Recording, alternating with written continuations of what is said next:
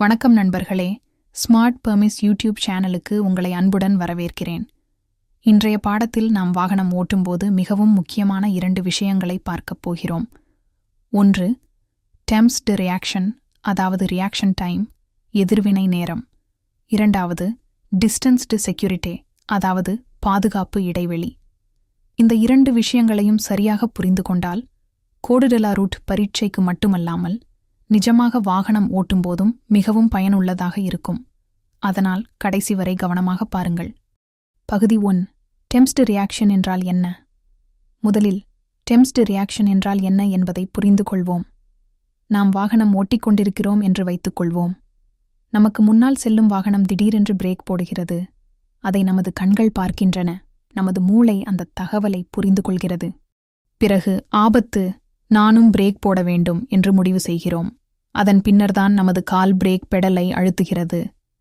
ஆபத்தை பார்த்த அந்த தருணத்திலிருந்து நாம் செயல்பட ஆரம்பிக்கும் வரையிலான நேரமே டெம்ப்ஸ்டு ரியாக்ஷன் டைம். இதுதான் முதலில் நீங்கள் புரிந்து கொள்ள வேண்டிய முக்கியமான விஷயம்.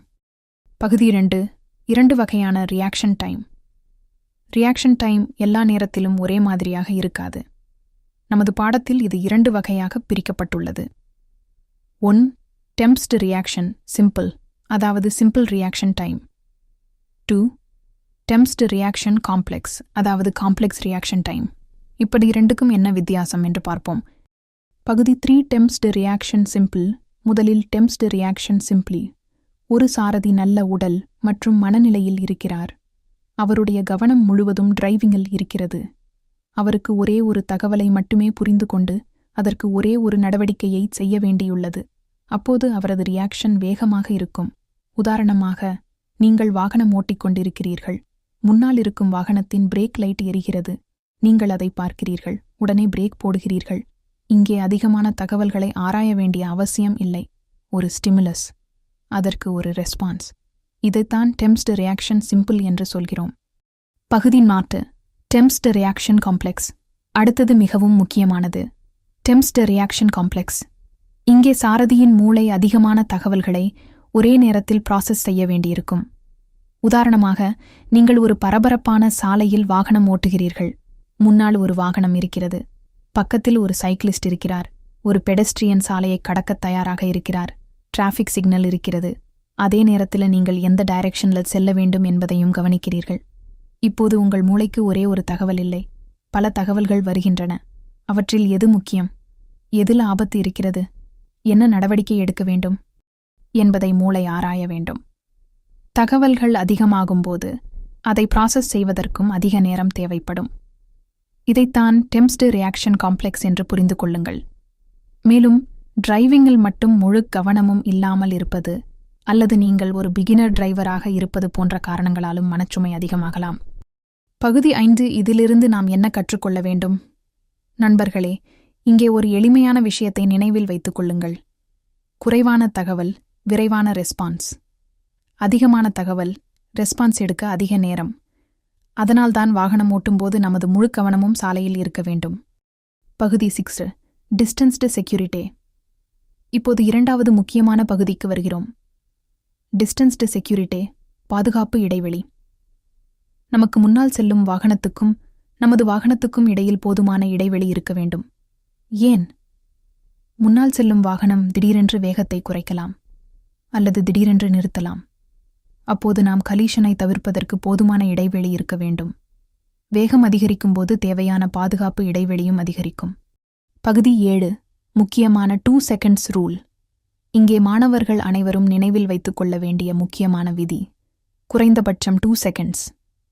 நமக்கு முன்னால் செல்லும் வாகனத்துடன் குறைந்தபட்சம் 2 வினாடிகள் பாதுகாப்பு இடைவெளி இருக்க வேண்டும். இதை எப்படி பார்க்கலாம்?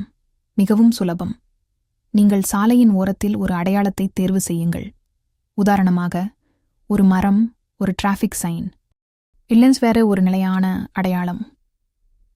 உங்களுக்கு முன்னால் செல்லும் வாகனம் அந்த அடையாளத்தை கடக்கும்போது நீங்கள் 2 செகண்ட்ஸ் எண்ண ஆரம்பியுங்கள்.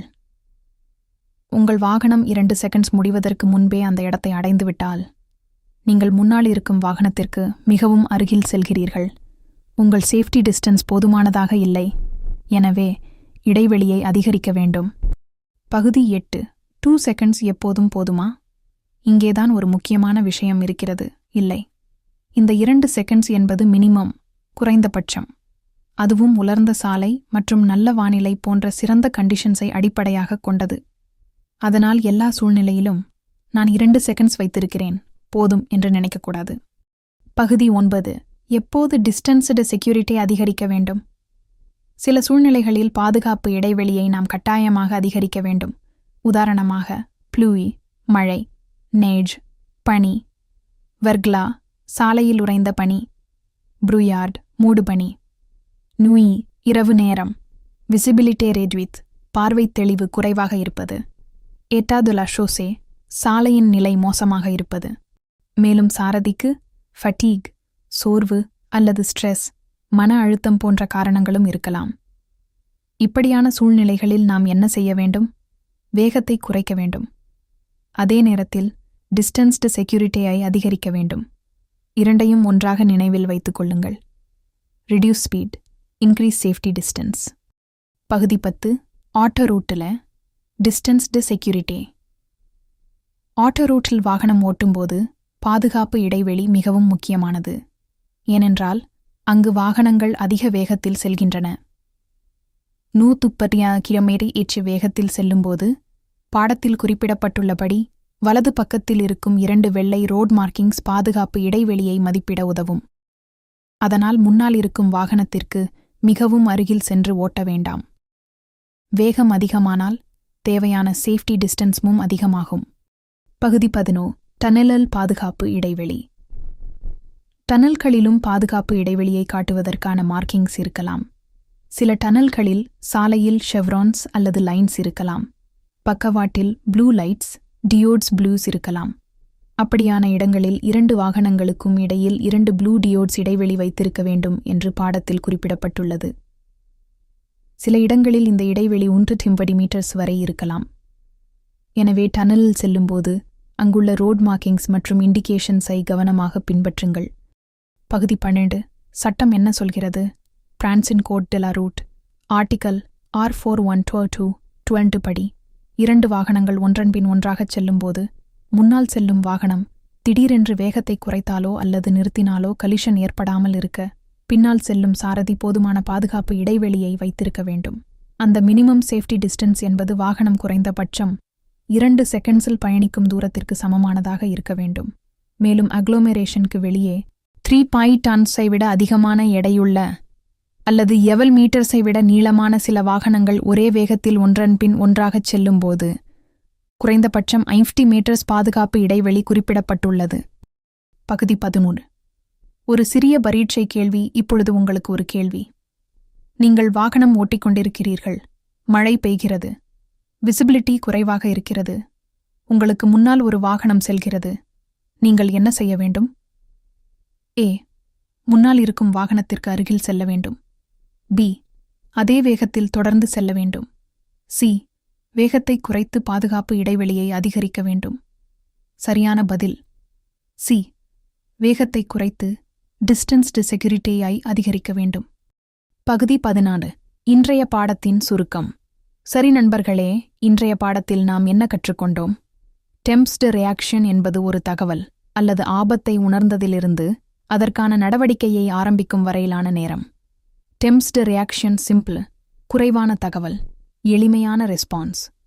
டாண்டு ரியாக்ஷன் காம்ப்ளெக்ஸ், அதிகமான தகவல்கள், அதிகமான மென்டல் ஒர்க்லோட், அதனால் ரெஸ்பான்ஸ் எடுக்க அதிக நேரம் தேவைப்படலாம். அடுத்ததாக டிஸ்டன்ஸ் டி செக்யூரிட்டி.